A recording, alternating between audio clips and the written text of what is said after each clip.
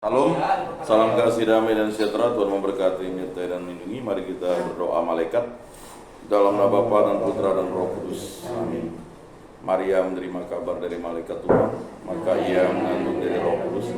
Salam Maria, penuh rahmat Tuhan sertamu, terpujilah engkau di antara wanita, dan terpujilah buah tubuhmu Yesus. Santa Maria, Bunda Allah, doakanlah kami yang berdosa ini sekarang dan waktu kami mati. Amin. Aku ini hamba Tuhan, terjadilah padaku menurut perkataanmu. Salam Maria, penuh rahmat Tuhan sertamu, terpujilah engkau di antara wanita, dan terpujilah buah tubuhmu Yesus. Santa Maria, Bunda Allah, doakanlah kami yang berdosa ini sekarang dan waktu kami mati. Amin. Sabda sudah menjadi daging dan tinggal di antara kita. Salam Maria, penuh rahmat Tuhan sertamu, terpujilah engkau di antara wanita, dan terpujilah buah tubuhmu Yesus. Santa Maria, Bunda Allah, doakanlah kami yang berdosa ini sekarang dan waktu kami mati. Amin. Doakanlah kami ya Santa Bunda Allah, supaya pantaslah kami menikmati janji Kristus. Marilah berdoa. Ya Tuhan, karena kabar malaikat kami mengetahui bahwa Yesus Kristus Putramu menjadi manusia, kami mohon curahkanlah rahmat-Mu ke dalam hati kami, supaya berkat sengsara dan salibnya kami dibawa kepada kebangkitan yang mulia oleh Kristus Tuhan kami. Amin. Dalam nama Bapa dan Putra dan Roh Kudus. Amin. Bapak Ibu, saudara-saudari yang terkasih dalam Yesus Kristus, selamat malam. Tiada terasa kita akan menghabiskan bulan September ini, dan ini adalah tanggal 27, tinggal 3 hari lagi bulan September itu selesai. Dan bagi Gereja Katolik Indonesia, KWI menetapkan bulan 9 itu sebagai bulan Kitab Suci Nasional. Nah, jadi BKSN ini memang hanya ada pada gereja lokal di Indonesia. KWI sepakat karena melihat kondisi situasi umat Katolik itu sangat minim mungkin membaca kitab suci, bahkan urutan kitab suci saja ya banyak yang tidak tahu mana dulu Keluaran atau kitab Kejadian ya. Padahal Kejadian, Keluaran, Imamat, Bilangan, Ulangan, kakak ibu. Sehingga ada yang bilang buka kitab Kejadian bab 51, pasal 51 orang Katolik percaya. Padahal tidak ada bab 51. Karena Kejadian itu batasnya sampai bab 50 saja. Ya. Ada mungkin yang umat Katolik percaya ya di TikTok, di YouTube ya. Keluaran bab 41. Percaya ya ditelan mentah-mentah. Bukan, enggak. Mana ada Keluaran sampai itu babnya 41 atau pasal yang 41 sampai 40 saja. Ya. Jadi Bapak Ibu, saudara-saudari yang terkasih, kita bukan final pada bulan Kitab Suci Nasional ini, tetapi justru ini baru ya permulaan kita membina diri kita dan keluarga kita. Jangan sampai keluarga kita itu tidak tahu atau dibodohi. Misalnya Mazmur itu ada 153, tidak ada salah. Mazmur itu sampai 150 saja. Ya, bahkan ada orang Katolik yang saya sampaikan tuh kitab Obaja itu dianggapnya bukan kitab suci, padahal itu kitab suci. Dari 12 nabi kecil itu kitab Obaja itu setelah Amos tuh Obaja. Kan dia kan dari Hosea, Yoel, Amos, Obaja. Nah, habis itu baru Yunus, Mika. Nah, yang kita dalami ini adalah Nahum, Habakuk, Jepanya, Hagai, Zakaria, dan Maleaki. Dan untuk menetapkan bahan kitab suci ini ada pernasnya, ada pertemuan nasional ya. Nah, ini ya sebagai bentuk pembinaan kita terus-menerus lah ya. Jangan sampai, dan harus paham bahwa kitab suci Katolik dan kitab suci Protestan itu berbeda. Ya, kitab suci Protestan itu hanya memiliki 39 kitab. Ya. Kalau kitab Katolik itu totalnya Perjanjian Lama 46 kitab, Nah, perjanjian baru Katolik dan Protestan sama. Jadi jangan sampai salah beli dan salah tafsir. Orang Protestan tidak menganggap Deuterokanonika itu kitab suci, dia menganggapnya apokrif, kitab palsu. Kalau apokrif itu untuk orang Katolik itu adalah kitab-kitab yang bukan masuk dari kanon kitab suci, tetapi dia berwibawa. Kalau kitab suci palsu atau kitab palsu itu pseudo, ya, atau pseudo kitab atau ya pseudokrypt. Jadi antara apokrif, perbedaan Protestan dengan Katolik itu jauh. Jadi Protestan itu hanya mengenal perjanjian lama itu 39 bab.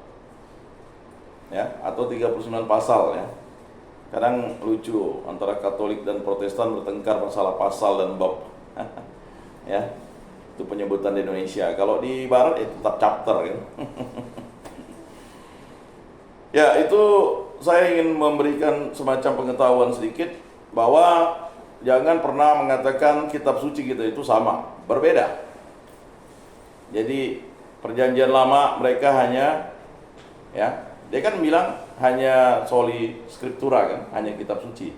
Tapi mereka menghilangkan, ya, yang Deuterokanonika bukan kitab suci. Maka tidak akan nyambung antara Katolik dan Protestan mengenai tentang misalnya misa arwah, ya, atau mendoakan orang yang meninggal dunia, karena memang dalam iman dia tidak mengimani, ya kan, sampai kucing bertanduk pun ya kalau dia tidak mengimani, dan memang itu tidak ada dalam kitab suci mereka. Di dalam kitab suci kita ada Deuterokanonika, ya, termasuk Deuterokanonika itu ya bukan hanya 9 ya. Jadi Deuterokanonika, mengapa itu naskah Laut Mati Qumran yang ditemukan setelah penggalian ya, itu ada ya. Ada Protokanonika, ada Deuterokanonika. Nah, Protestan ini menggunakan Protokanonika ya.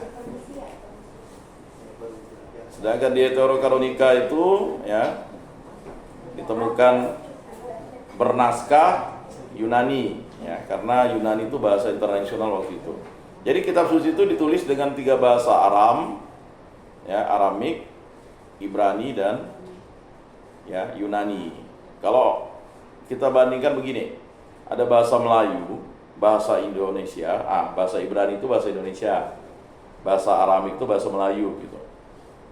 Untuk mudahnya memahami, sedangkan bahasa internasional itu waktu itu adalah bahasa Yunani. Nah, sekarang Inggris, nah begitu, ya. Jadi ya sama-sama asli, karena ditulis untuk ya. Jadi dulu itu berupa naskah-naskah. Lalu itu harus dipahami bahwa kitab suci Katolik dan Protestan berbeda dalam perjanjian lamanya. Ya. Jadi ada 9 ya. Sebenarnya ada 9 kitab dalam Deuterokanonika, tetapi hitungannya itu ya hanya 7 kitab, karena ada tambahan kitab Ester dan tambahan kitab Daniel. Sebenarnya ada 9 kitab yang masuk dalam Deuterokanonika yang dianggap bukan kitab suci menurut Protestan itu ya. Jadi Tobit ya, Yudit, kemudian nanti ada tambahan kitab-kitab Ester ya. Kemudian selanjutnya ada Kebijaksanaan Salomo, kemudian Yesus bin Sirak atau kitab Putra Sirak, lalu baru habis itu tambahan kitab-kitab Daniel ya. Selanjutnya baru kitab Makabe yang pertama, kitab Makabe yang kedua, gitu membacanya. Tetapi ditulis 1 Makabe, 2 Makabe. Jadi misalnya kalau kita membaca kitab suci 1 Samuel, itu bukan kita baca kitab 1 Samuel, kitab Samuel yang pertama. Banyak yang mungkin waktu membaca kitab suci bacaan dari 1 Samuel, ya kurang tepat. Bacaan dari ya kitab 1 Samuel. Artinya kitab Samuel itu, kitab kerajaan itu dibagi 2. Nah, jadi susunan kitab suci juga sebenarnya menurut tradisi Katolik tidak seperti yang di kitab suci yang bersama itu. Makanya ada perbedaan susunan dia. Susunannya ya, karena kalau dalam Katolik itu kan tidak ada Deuterokanonika. Semuanya adalah kitab suci. Nah, makanya 46 kitab itu. Tetapi ya kita sebagai orang Katolik itu kan, karena kita paham bahwa ajaran Kristus itu sama, kitab sucinya sama, yang membedakan itu hanya kitab suci Perjanjian Lama yang tidak sama, tetapi semuanya sama. Paham ya? Jadi jangan sampai ada salah persepsi dari agama lain atau orang yang baru membaca kitab suci. Kitab suci Katolik kok dengan Protestan berbeda, padahal akarnya sama. Ya sama, maka terjemahannya juga sama. Jadi tidak ada bedanya. Kalau beda bahaya, ya kan, karena menggunakan bahasa Indonesia yang sama. Sehingga kalau kita urut-urutannya, ya ini sebenarnya ya bahan yang harus juga dipahami. Urutan dari kitab suci itu kan dari kitab Kejadian, Keluaran, ya, Imamat, Bilangan, Ulangan. Ingat saja kakak ibu. Jadi itu disebut dengan Pentateuch atau Pentateuch atau Taurat Musa. Selanjutnya nanti setelah kitab yang ketujuh itu adalah kitab yang keenam itu Yosua, kitab ketujuh itu Hakim-Hakim, baru kitab kedelapan itu adalah Rut. Nah setelah itu ada kitab sejarah ya, dibagi dia itu. Ada kitab 1 Samuel, kitab 2 Samuel, kitab 1 Raja-Raja, kitab 2 Raja-Raja, kitab 1 Tawarik, kitab 2 Tawarik.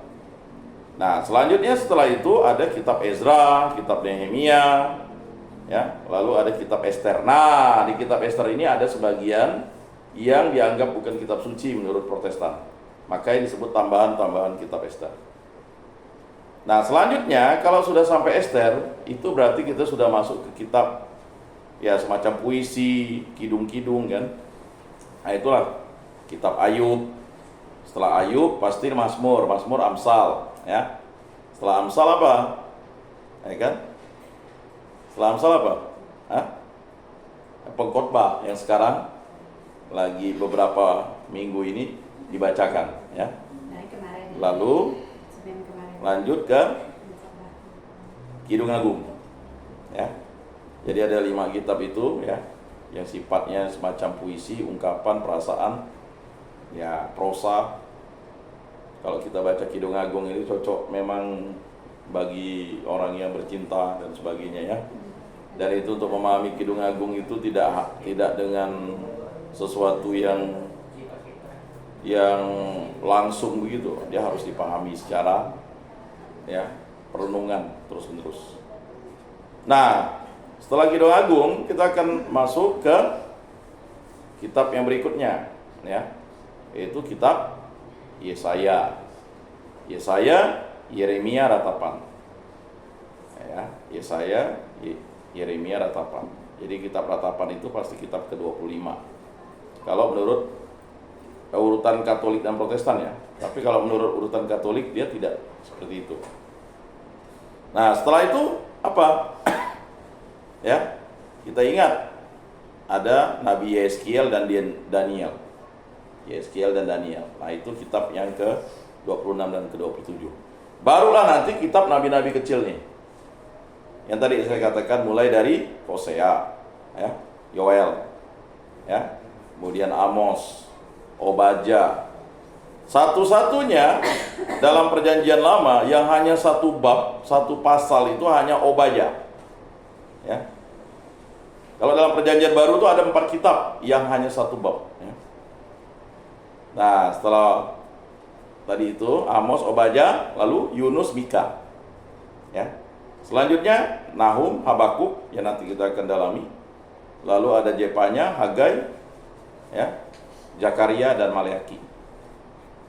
Nah, seharusnya 12 kitab nabi kecil ini adalah kitab-kitab terakhir di Perjanjian Lama, ya.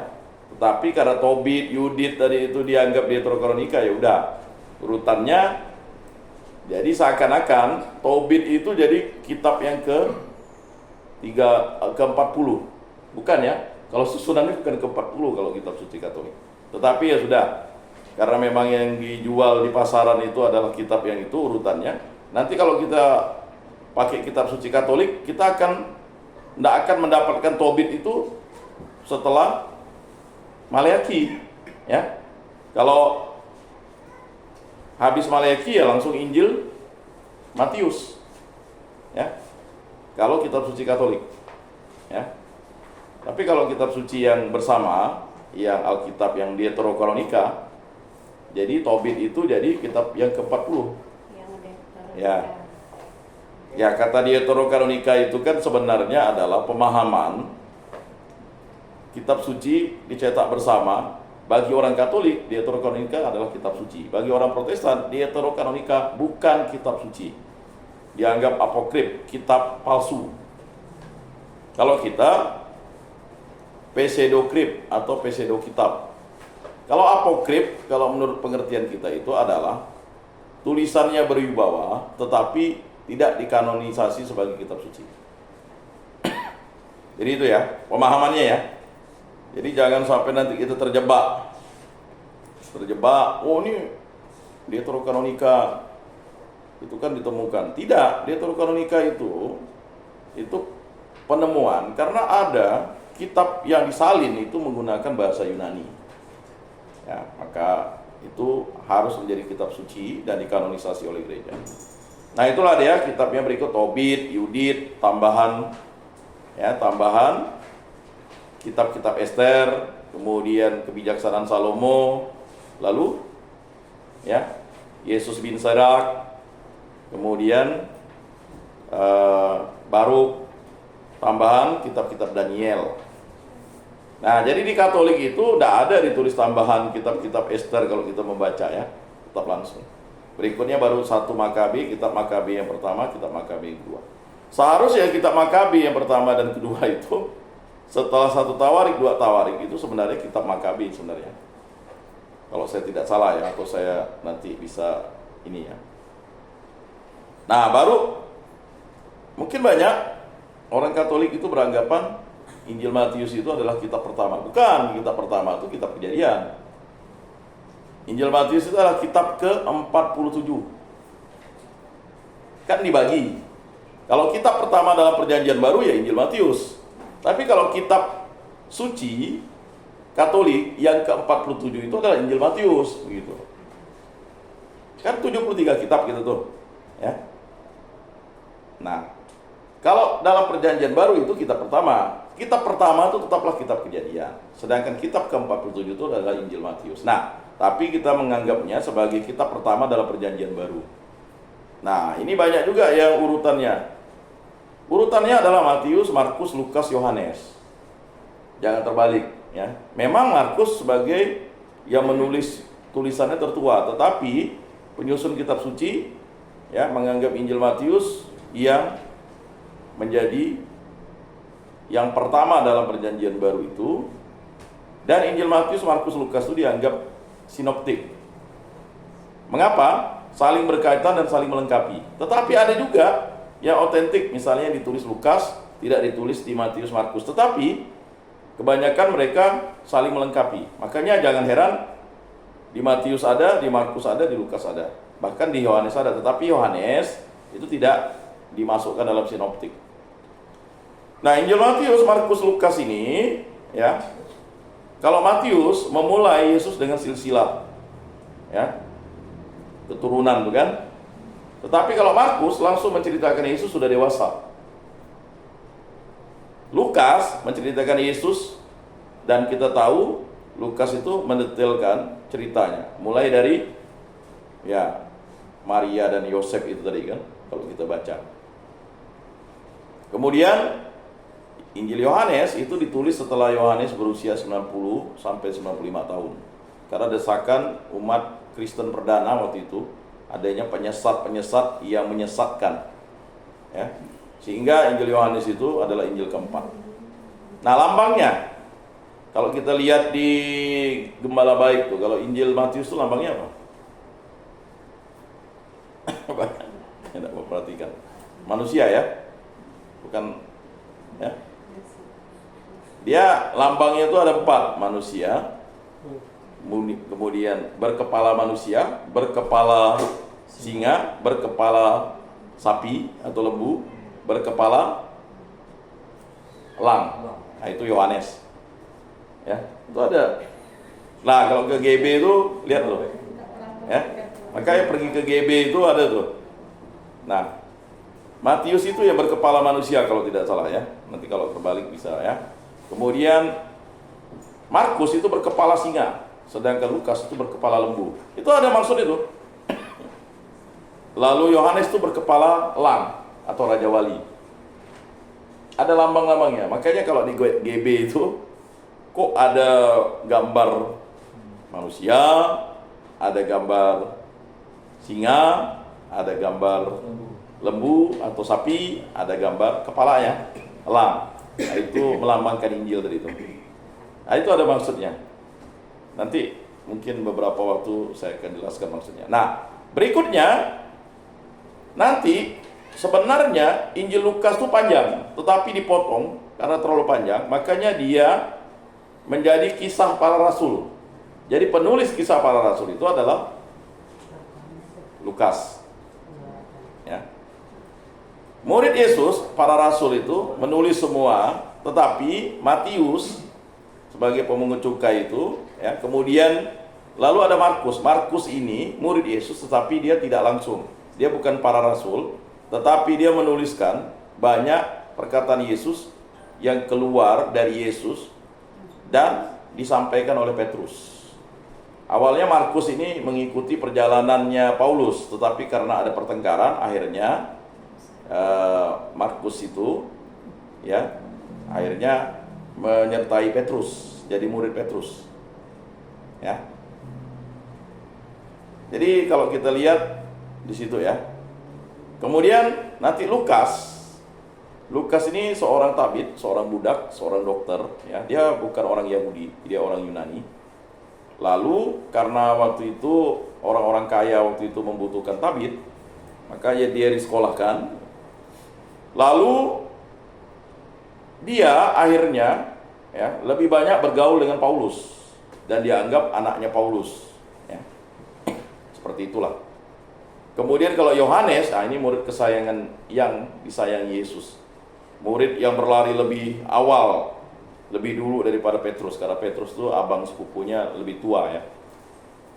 Nah, jadi para rasul yang menulis Injil itu dikanonisasi. Banyak sih yang menulis, tetapi yang dikanonisasi gereja, ya, jangan terpengaruh tentang ada Injil itu ada 36 Injil. Injil-injil yang lain itu tidak dikanonisasi sebagai kitab suci karena sudah terada di dalam Injil Matius, Markus, Lukas, dan Yohanes itu. Misalnya kita pernah dengar Injil Thomas tuh, ada beberapa film waktu saya masih SMA tuh kan. Ada perkataan Yesus begini. Ya, gereja tidak pernah mengatakan itu, ya, bahwa Thomas tidak ada Injil Thomas. Injil Thomas ada, tetapi tidak dikanonisasi sebagai kitab suci. Itu hanya sebagai catatan yang sangat penting dan disimpan dipatikan di sana. Ah, itu ya. Jadi mungkin ada yang mengatakan sampai Injil itu banyak. Bahkan ada penyesat yang namanya, ya kan, Injil Barabas. Ya kan? Barnabas dan Barabas sendiri itu banyak nama. Ya, ada Barnabas memang dia itu murid Yesus, Rasul Barnabas. Ada Barabas penjahat yang dibebaskan. Yesus Barabas itu penjahat yang dibebaskan oleh Pontius Pilatus demi, ya, Paskah, karena dia harus membebaskan itu. Nah, ada Injil Barnabas. Injil Barnabas ini seorang Itali pada tahun 1000. Lalu dia menulis. Nah, itulah Injil yang dipakai untuk menghantam, ya. Jadi Injil Barabas tuh tadi itu. Nah, padahal itu bukan Injil. Injil itu hanya catatan saja. Injilnya udah tutup. Wahyu itu udah abad keempat sudah tutup. Nah, kemarin kami seminar pakar kitab suci, Pastor Paulus Tony yang sampaikan.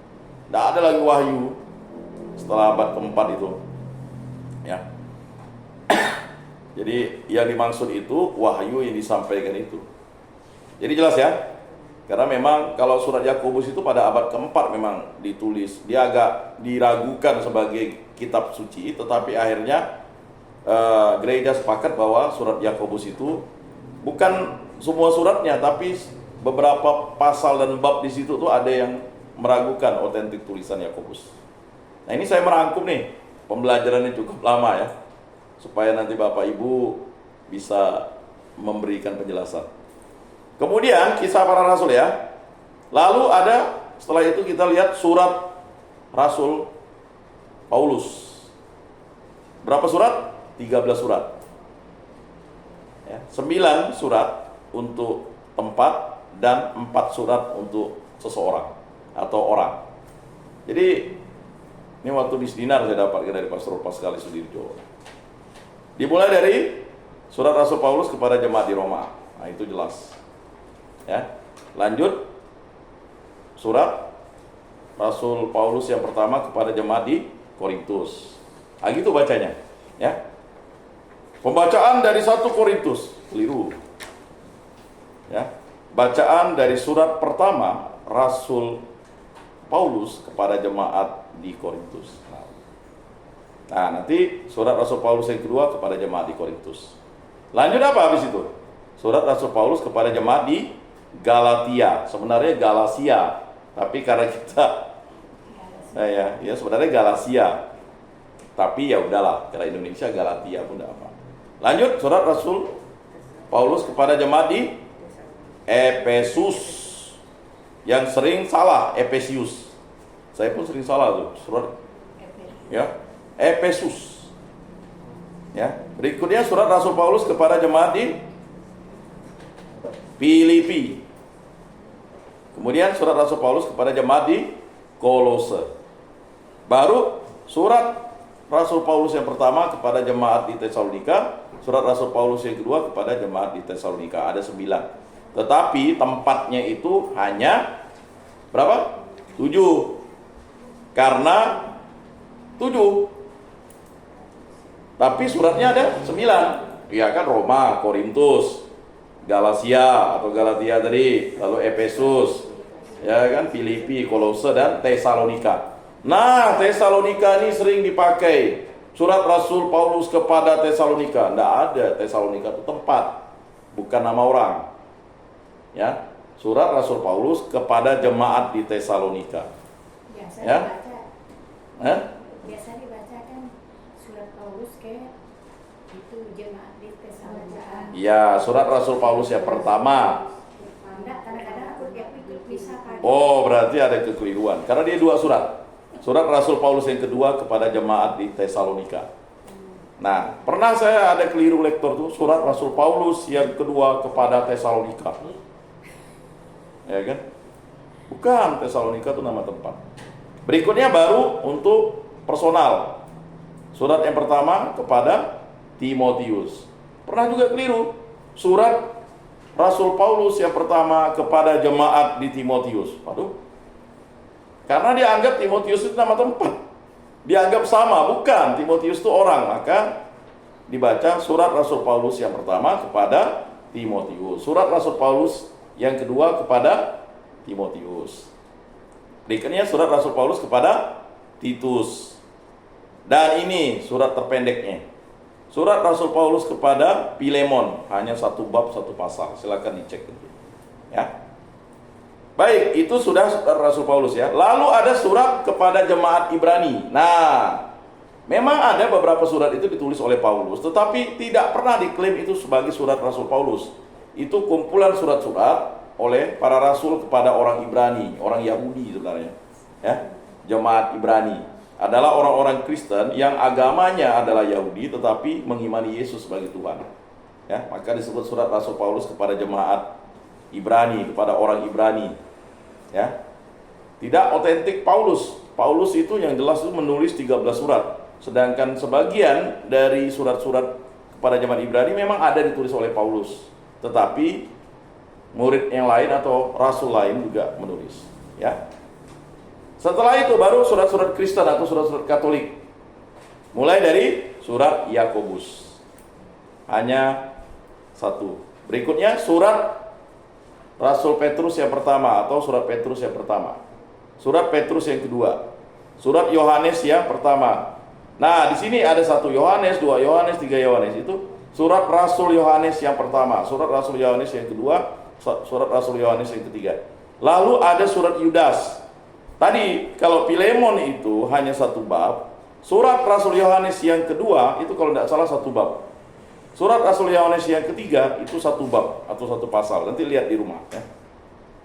Berikutnya surat Yudas. Nah, surat Yudas ini bukan Yudas Iskariot. Karena nama Yudas, Yudas Makabe, ada Yudas Tadius, Yudas anak Iskariot.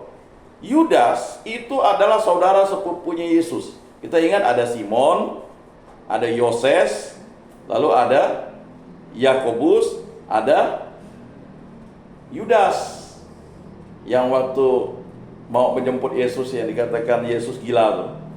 Ya.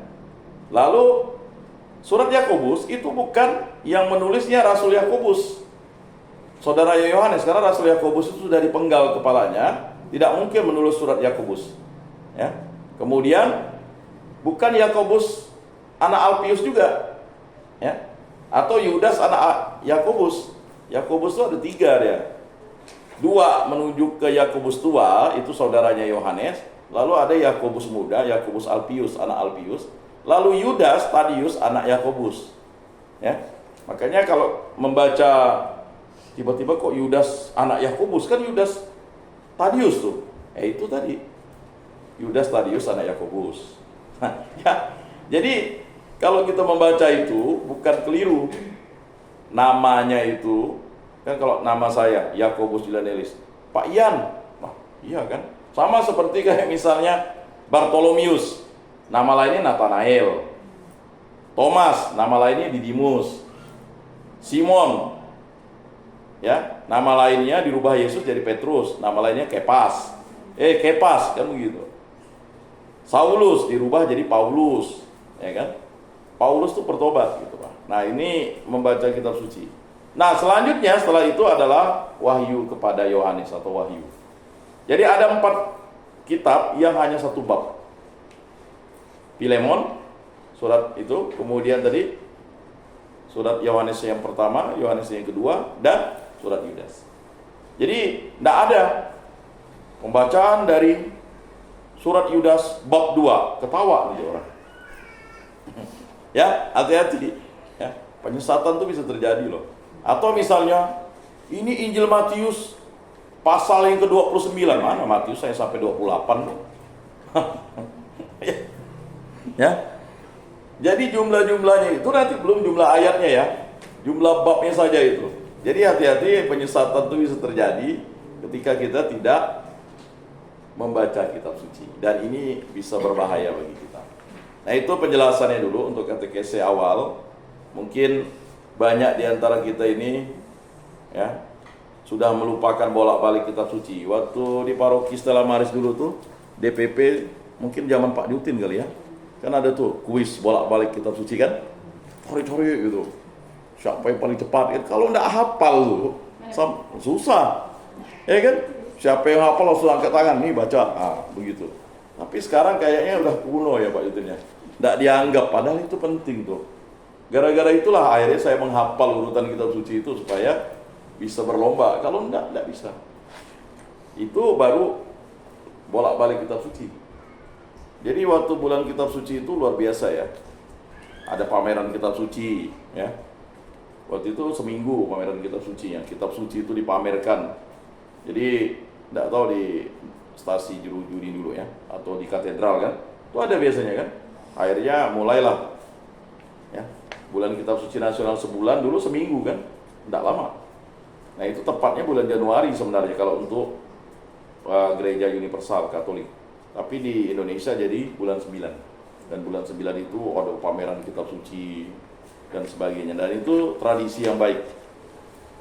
Bapak Ibu, saudara-saudari yang terkasih, demikianlah katekese untuk kita memahami kitab suci. Tiada terasa kita sudah akan memasuki bulan Oktober, kita akan memasuki bulan Rosario pada hari ya, Senin ya.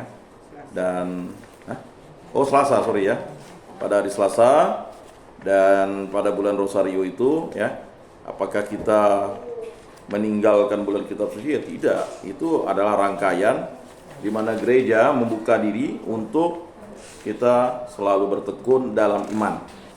Dan itu perlu kita sadari.